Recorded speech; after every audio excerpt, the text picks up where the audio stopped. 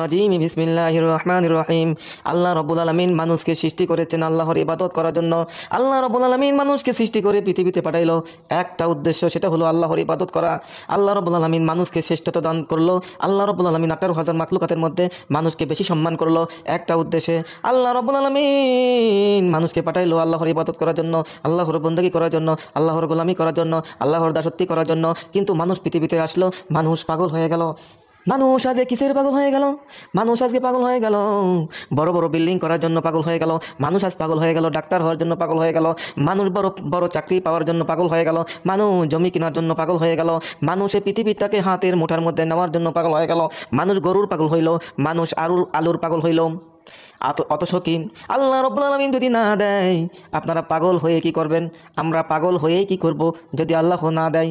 আমাদের এলাকায় প্রচুর পরিমাণে আলু হয়। আমি যে কথা বললাম, মানুষ আলুর পাগল হয়ে গেল। হয়তো সারা বাংলাদেশে এরকম নাই, কিন্তু আমাদের গ্রামে অনেক পরিমাণে আলু হয়। আর এই আলু পাগলগুলো কীরকম করে সেটা বলছি। আমাদের এলাকার কৃষকগণ কি করে, আলুর সিজনে নামাজ নাই, রোজা নাই, বন্দেগী নাই, সব কিছু বাচ্চা দিয়ে ওই আলুর জমিতে খাটে। ঋণ করে টাকা নিয়ে আলুর জমিতে খাটায়। অনেক পরিশ্রম করে যখন বাজারে নিয়ে যায় বিক্রি করার জন্য, যে টাকা খরচা করছে ওই টাকাই ওঠে না। এই থেকে বুঝতে হবে যে আল্লাহ রাব্বুল আলামিন যদি না দেয়, যত কষ্টই করেন পাওয়া যাবে না।